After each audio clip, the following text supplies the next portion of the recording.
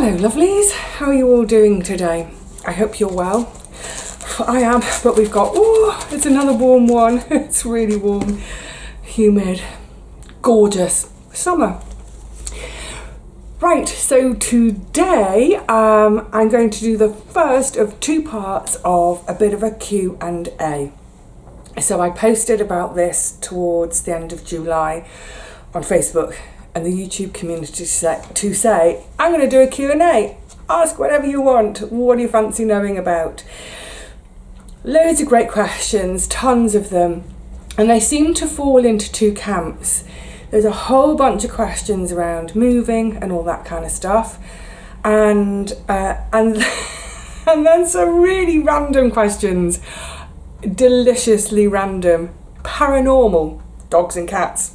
Not paranormal dogs and cats, all sorts. So what I thought I'd do is today, I'm going to film both of them right now, but today we'll deal with the questions all to do with the house, and then there'll be another part in a few days which deals with all the random stuff. I love it. Love it. Some of the questions themselves made me giggle. Brilliant. Okay, so let's dive in. It is going to be, I should have put it in a cup, sorry, it's in my bottle, but it's going to be a water glugging, fan fanning kind of day. It's hot. Or should I say it's humid, which makes it feel hotter. Right, so firstly, first two questions, these are frequently asked questions, so I thought let's deal with these first. So these have come, these two questions I get a lot from a lot of people.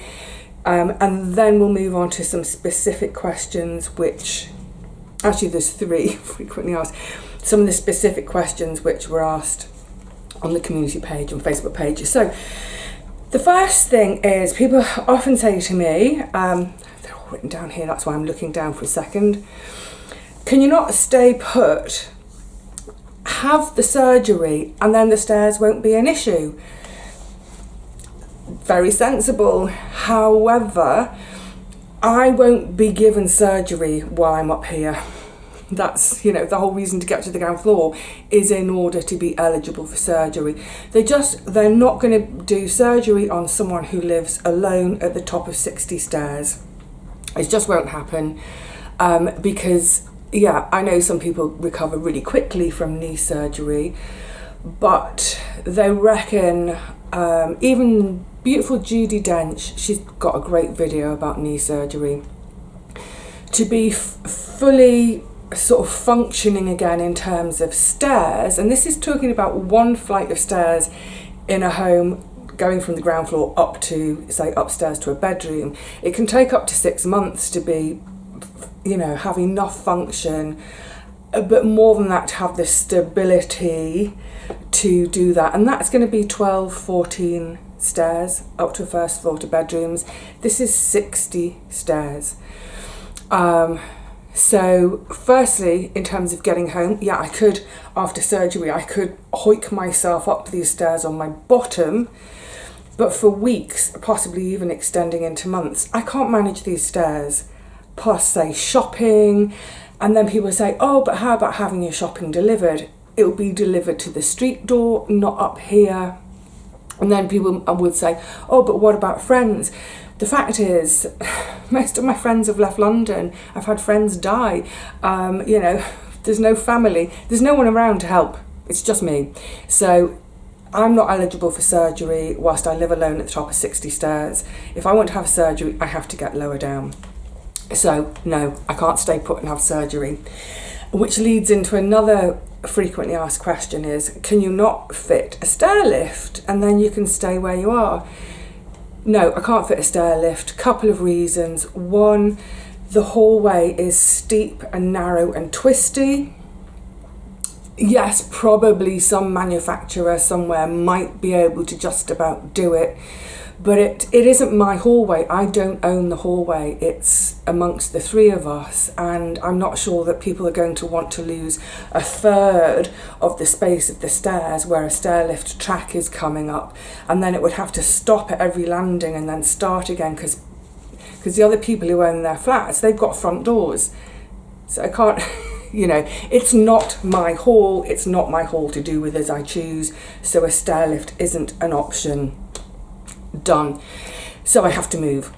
And, you know, great, a new chapter. I'm excited about it because by moving to a ground floor, garden, more of that in a second. So one of the other things that comes up all the time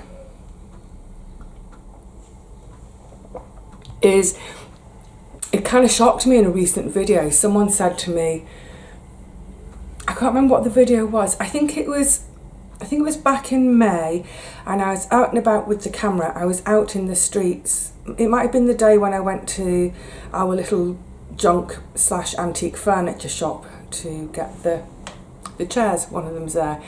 This room is in chaos at the moment because my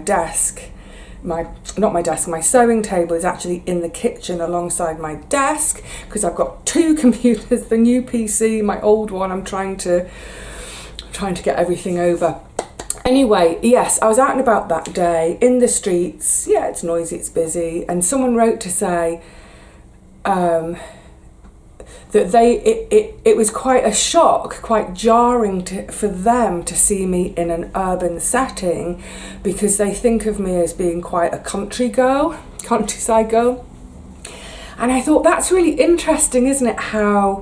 It's interesting how I've been perceived through my videos. Is that the vibe I give off, that I'm a country girl? And I get that, I suppose, in terms of, you know, growing my own food, doing my preserving. My flat is quite cottagey. I love being outside. I love nature. So I understand why that thought may come to folk. But the truth is, I love both. I love cities. I love the countryside. I love city life. I always have. I love how dynamic it is. I love that kind of fast paced. I love how it's changing and just vibing all the time. I love it. But equally, I love the countryside, the seaside. I love that quiet time. So this is coming to not so much a question, but sort of a suggestion I get a lot from people is, oh, Vivi, you need to move to the countryside. You need to move to a little cottage in a little village in the countryside. Oh, da, da, da. That would be absolutely, completely the wrong thing for me. I am not going to be moving to a little cottage either in the middle of nowhere or in a little village. It would be, my soul would die.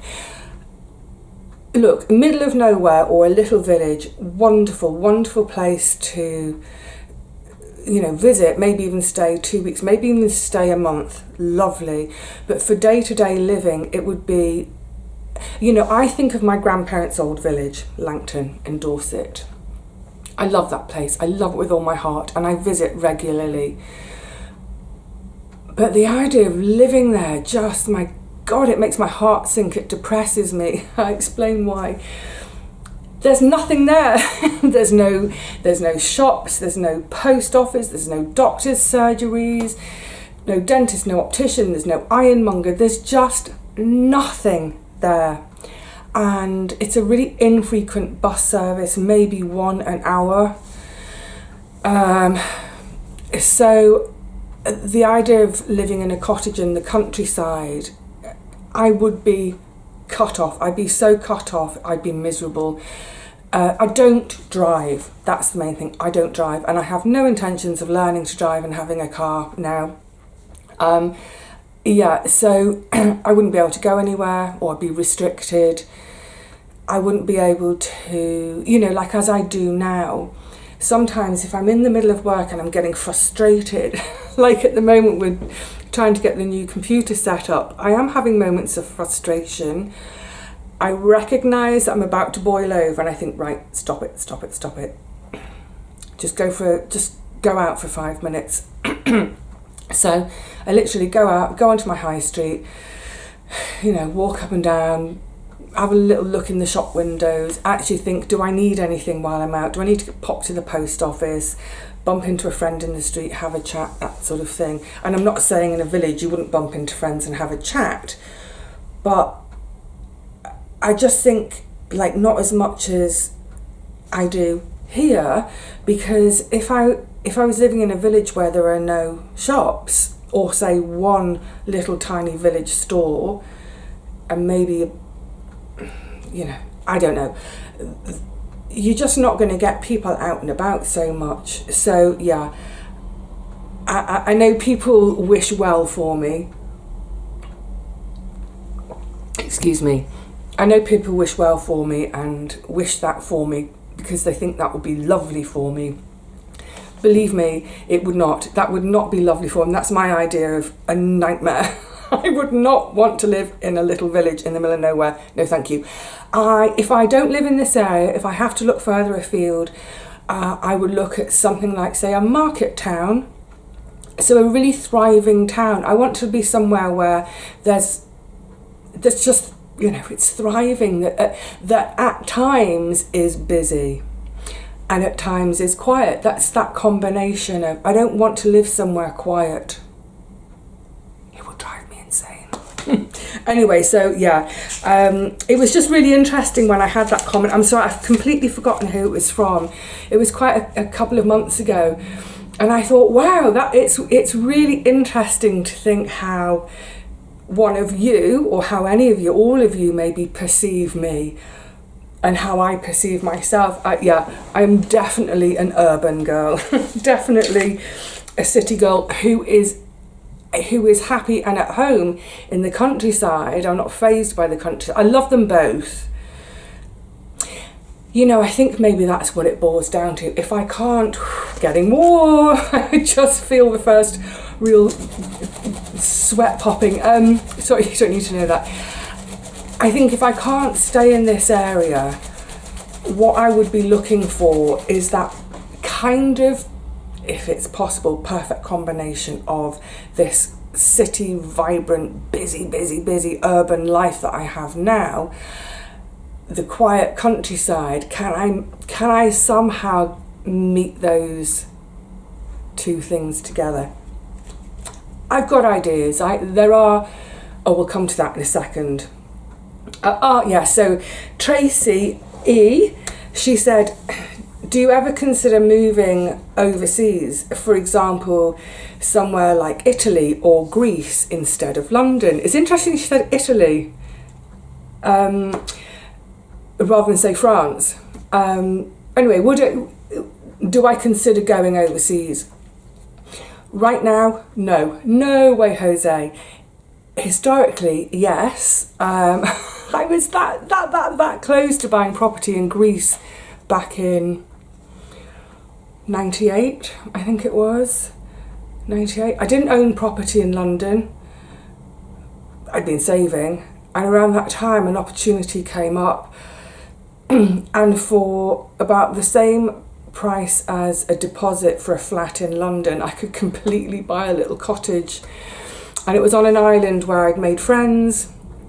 I'd gone backwards and forwards a few times, gone back for a wedding, and it was gorgeous. But then it's like, I just had that jolt moment of, hang on a minute, why are you buying somewhere overseas that I'm planning to visit often, but all your work is in the UK, it's London based, gosh, so hot.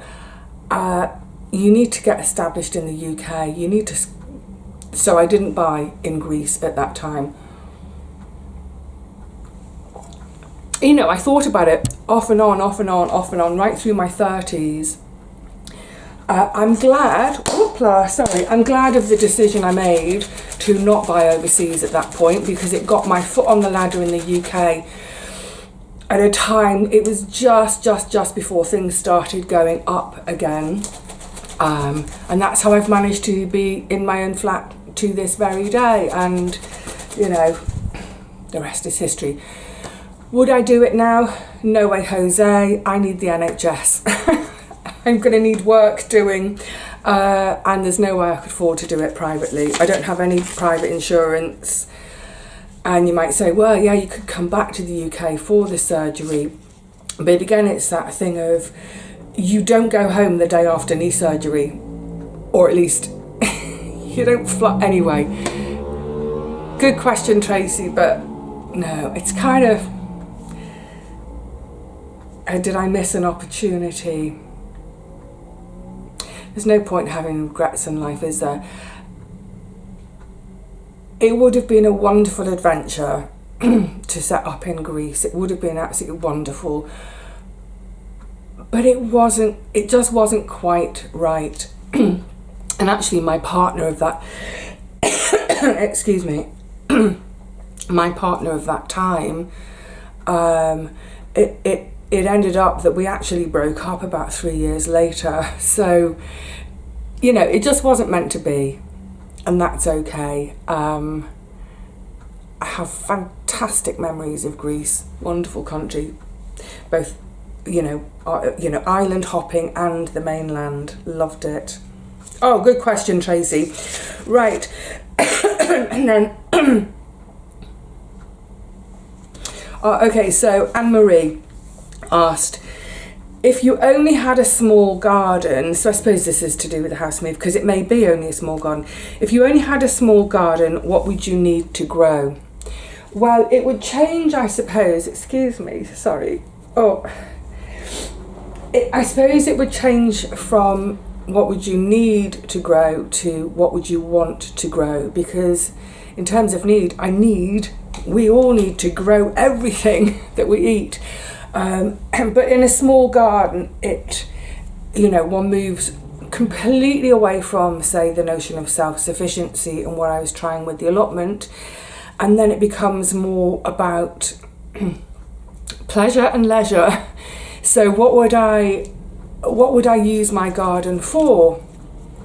And for me, it would be like an extra room of the house. I love being outside. I love the summer. So in a way, if it's only a small garden, I see my garden as being actually the dining room, because I certainly won't buy a property large enough to have its own dining room. So the garden becomes the dining room. And in terms of what would I grow,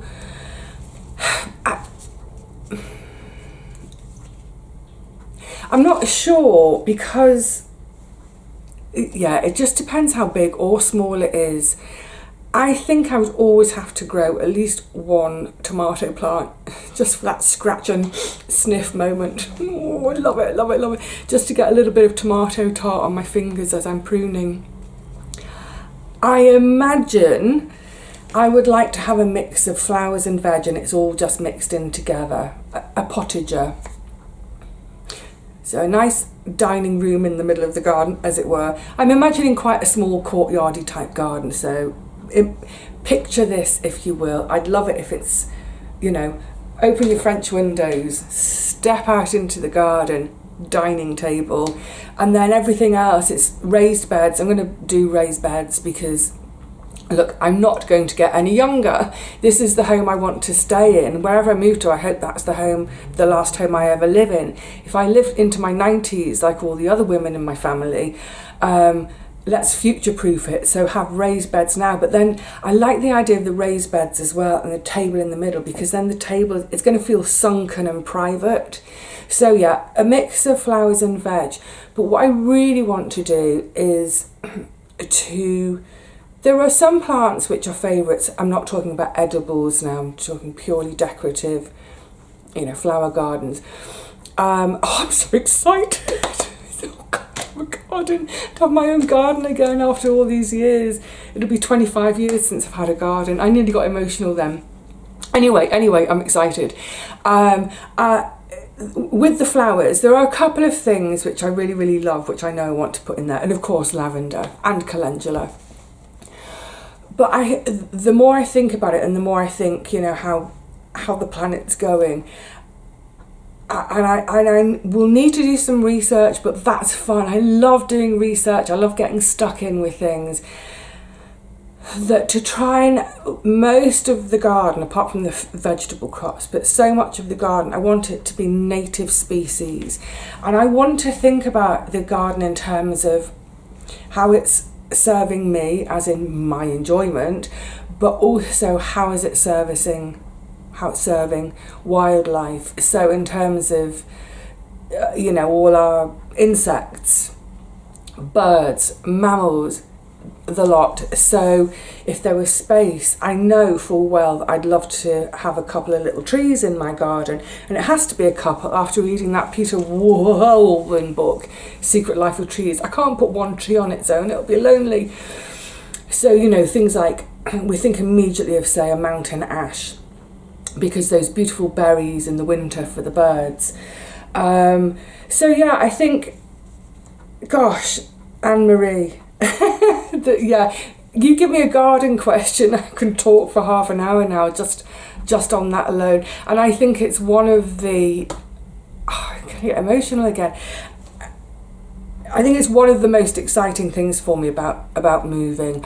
One, I'm excited to get rid of stairs, but two, I'm excited to have a little back garden. The thought of being able to open my French windows, please, please, please, or my back door, and step into the garden and not have a 15-20 minute walk, by which time, like to the allotment, and by the time I get there to be in pain and be like, oh, I don't want to do anything.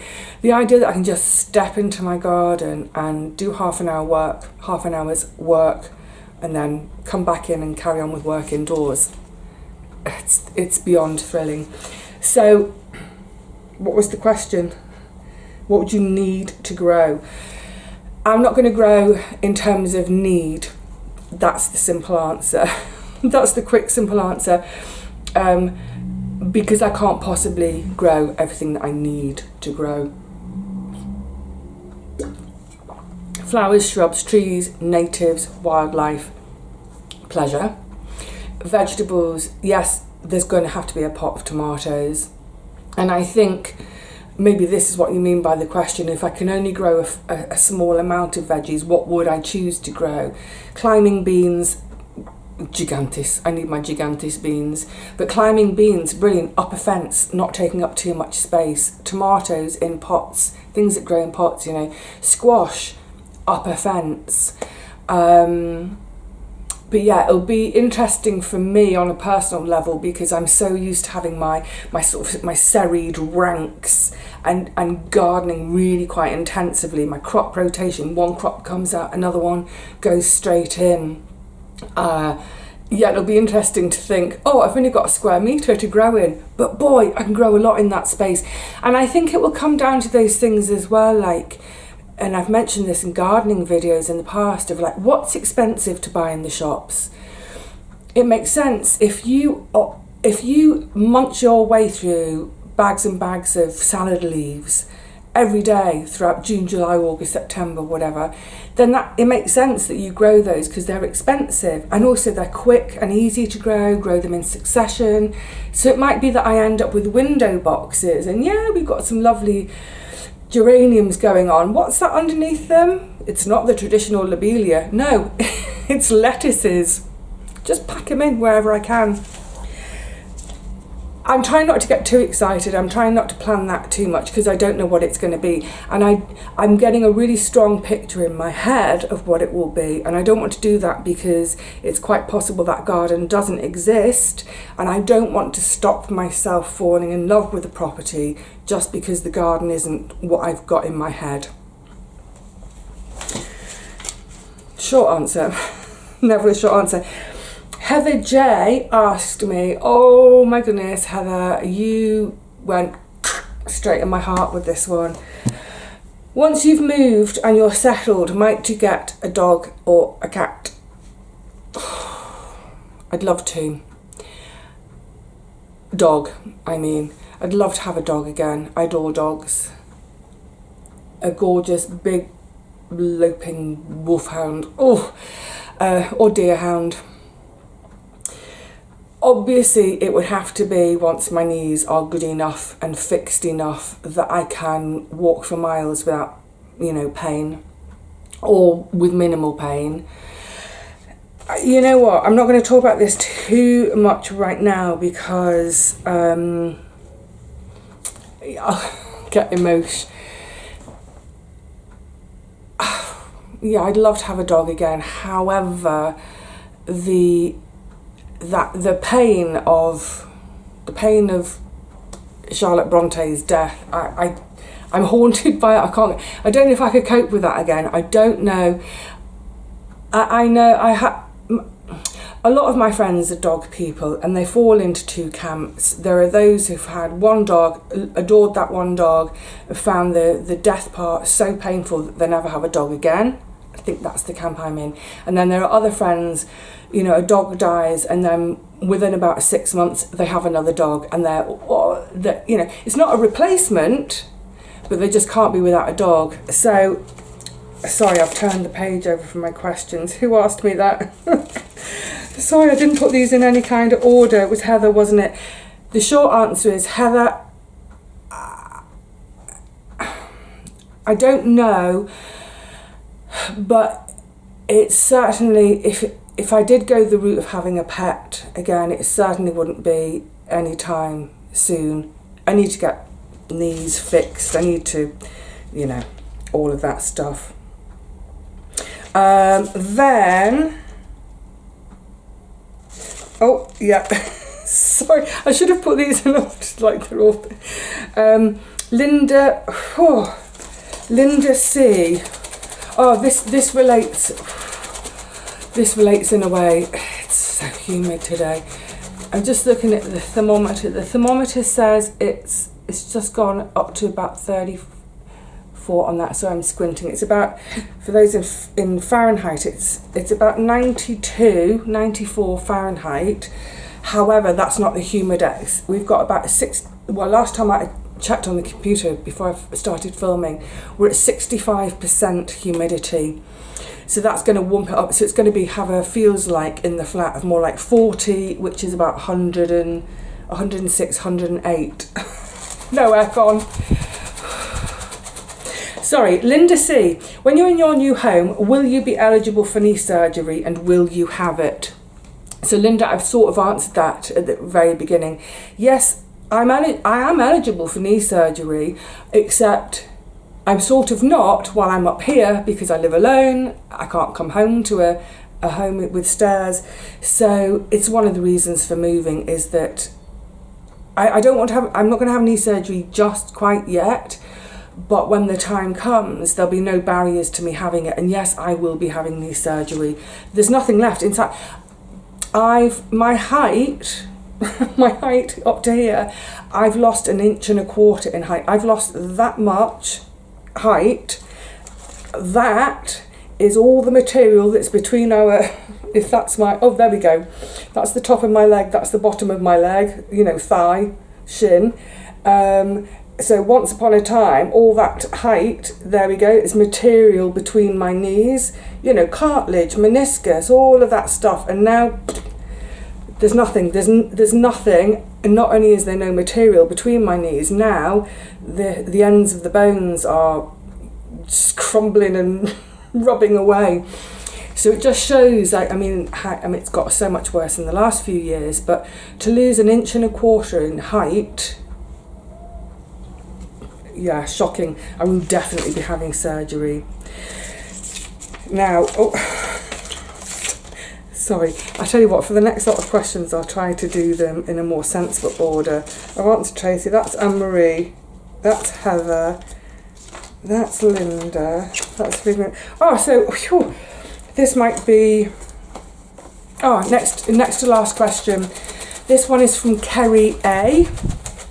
She says, does the fireplace in your flat work? Why don't you use it? Have you been to North America? Okay, so I'm guessing, Kerry, you're in North America. So answering this isn't a house one, it should be in the other block of questions, but never mind. Have you been to North America? No, I've only been around Europe and the Middle East. Does your fireplace work? Why don't you use it? No, it doesn't work.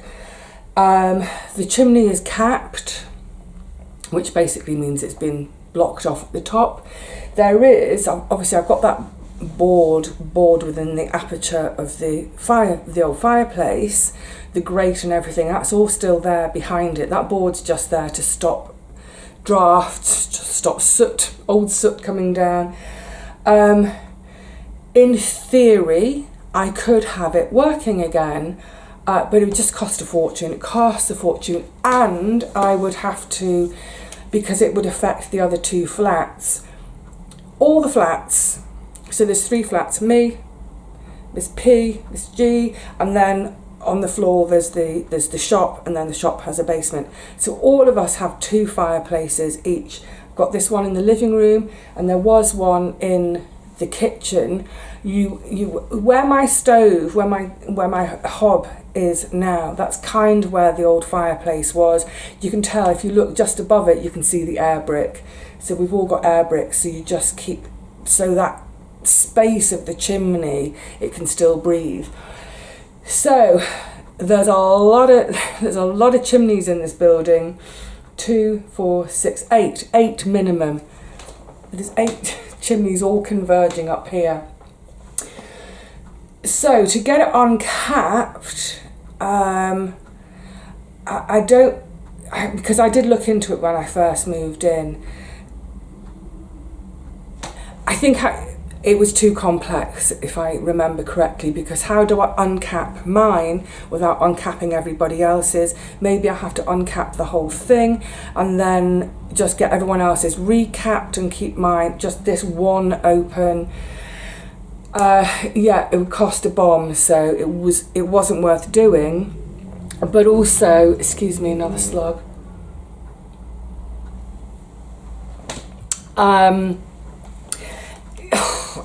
I mean, this one's a real dilemma. Oh God, who doesn't love an open fire? Who doesn't love the crackle of a log on a fire? But it's a massive carbon dumping. So in London, we're not allowed to burn wood in London. So it's not like you can go into the forest and find branches on the floor, burn them. It's free fuel. We're not allowed to burn wood. We're not allowed to burn coal. And quite right, the quality, air quality, ever since that, it was that big piece super, wasn't it, in either the late 50s or the early 60s. Someone had asked me, when I cleaned the Velux out in the hall, actually a couple of people mentioned it when I was wiping it. It was algae, because it's north facing. People were saying, oh, is that London smog on the windows? We don't get smog. These smogs, these pea supers, that terrible one, it caused deaths. Let's not take it lightly. It was either late 50s, early 60s. Since then, we've had the Clean Air Act was brought in, 62, 64. This is all before I was born, don't ask me. But yeah, the Clean Air Act came in, and over the years, more and more and more has been done to improve air quality and clean up our air. Quite rightly. So even now there's huge arguments about these ultra low emission zones in London. People are saying, I should have the right to pollute wherever I want to go. So I know people are getting really frustrated about it, but it's being done to protect you, to protect your lungs. Anyway, so coming back to that, the question about the fireplace, I'm really... I'm not comfortable about burning things for warmth. My electricity, it's all solar and wind generated. And look, nothing's perfect. I know some people will say, oh, but solar farms and wind farms, they're ugly, this, that and the other.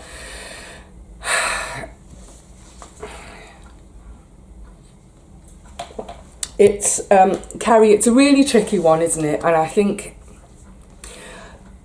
some of it is guided by law. I can't burn wood, can't burn coal. Quite right, because imagine when you've got this density of population, if everyone's burning wood and everyone's burning coal, we all choke. But then there's that, can we get into the personal choice thing of what about buying smokeless fuel, which is what Richard and Paul do, although even they have stopped really having as many fires. So, no, the fireplace doesn't work. It could work. It would have to be uncapped. It's expensive. And besides, I'm going to be living here. Hopefully I won't be living here this winter coming. I mean, who knows? The thing is, that's the other thing with, I think, a lot of our friends overseas, I don't know how it works in other countries quite, but I know from friends in America, they've expressed shock at our system. But in the UK, when you see a house you like, say someone sees mine and they say, yes, we like it, here's our offer, I accept their offer. I've seen the new flat that I want, they accept my offer, everybody's happy. From that moment until what's called, oh, it's a big truck, until what's called completion, when you actually hand over the keys to each other, that can take anywhere from 12 to 16 weeks, 3 to 4 months down the line. 3 months is kind of pretty standard. So even if this was all to happen in September, I could still be, I probably will still be here this winter. Yeah, I'll stick with my clean electricity though. Right, last one. Oh gosh, I've been going on one. Marie. She said, what are the deal breakers in looking for your new home? Fab question. Okay, it's actually quite simple. I'm really quite flexible. It's like, hang on, I was trying to depict being flexible. I was going to bring my foot and put it behind my head. I won't. The deal breakers are, it has to be the ground floor level access from the street. So do you remember that flat I saw back in February or March, and I thought, oh, I found it, I found the one, and it turned out it was 12 steps down from the street. It's like, no, don't want steps. 2 steps, I don't mind, step 1, 2 into the house. Of course, we might have to have a couple of steps, but no more than 2 steps. That's my absolute bottom line deal. There are 2 deal breakers. There are only 2 deal breakers. 1, it must be ground floor level access from the street. 2, it must have a garden. I'm going to go weepy again. It's been quite a stressful few weeks. So I think all my emotions are quite close to the surface. Yeah, it has to have a garden, some sort of outside space, outdoors, outside, outsoared space. But not outsourced. You see, I outsourced my garden here, didn't I, with the allotment? See what I did there? Yeah, some sort of outside space, but also that then does break down into deal breakers, because preferably it will be in the back rather than the front garden, because sometimes the ground floor flat gets a front garden, the upstairs flat gets the back, sometimes it's the other way around, so it has to be a back garden, privacy, and the other thing is absolutely no to a communal garden. We get that a lot around here, where the garden is for everybody. So you might have 3 flats, like here, 3 flats in the building, and it's a communal garden, and you might think, oh, that would be nice. It would drive me insane, because in all these gardens the owner is not allowed to touch the garden. I wouldn't be allowed to do any gardening, but I'd be paying £3,000 a year service charge to have the garden tended to. Can you imagine it? I have to pay someone to mow the lawn, but I'm not allowed to plant anything. It would drive me mental, that would. So yeah, no communal garden. But yeah, it's very easy. I'm flexible on pretty much everything else. I'm flexible on it. But it has to be ground floor level access with a garden that's just mine, out the back, that's private. Bring it on! I can't wait. Right, well, I think that's enough for this one. I hope even if you didn't necessarily type a question, I know some people get really shy. Please don't ever be shy with me. We're friends, just type your question. So that even if you didn't necessarily type a question, maybe one of the questions today was actually burning away secretly for you. Not that it would. No one's bothered. Who cares? Shut up, Vivi. Oh, I've just done the trolls' work for them. How funny. Yes, I hope that's answered your questions. But also, as a sort of a side effect of answering the questions, it's just nice to share actually that, yeah, although, gosh, I'm going to miss this little place, of course I am, but that excitement, to share the excitement, oh my God, I'm giddy. I have to keep reining myself in, exactly as I said just a minute ago, that thing of don't picture it too much, because that could lead to disappointment. And also, I don't want to cut my nose off to spite my face. I don't want to look at a really fantastic property and think, but that garden doesn't look like the one in my head, and turn it down. That would be ridiculous. So much as I'm excited, and much as I've got lots of ideas about what I'd like to do in my own garden, I mustn't plan it too much. I mustn't get too excited about it, because actually the property, the actual property is the most important thing. I have to find the property. Anyway, the search continues. And of course, look, I'm not going to be able to keep a secret. Someone said to me, have you already found somewhere, but you're keeping it a secret from us all? No. Do you think I'd be able to keep that a secret? Are you kidding me? No way. I'd be far too giddy. All right, gorgeosities, I'm going to shut up now. I'm going to leave it there for today. I'll see you again soon for all the other questions, which are completely mad, random, wonderful. Can't wait.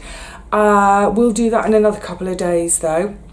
Before I'm going to film it now, actually. I'm going to just sort the questions out a bit better, so I'm not stumbling through the pages quite so much. So until that next one, please, all of you, be well, be safe. I know actually from comments that loads of you are also in the process of moving. Some of you have just landed, within the last couple of months. Some of you are about to. The move is happening imminently. All of you, happy landings for those of you who've already made the move. I hope everything goes smoothly on move day for those of you who are about to do it, haven't done it quite yet. Whatever. Just, I hope for everyone that you're happy where you're at, happy where you're going. I hope it all goes calmly and smoothly for you all. So until the next one, lovelies, take care. Cheerio.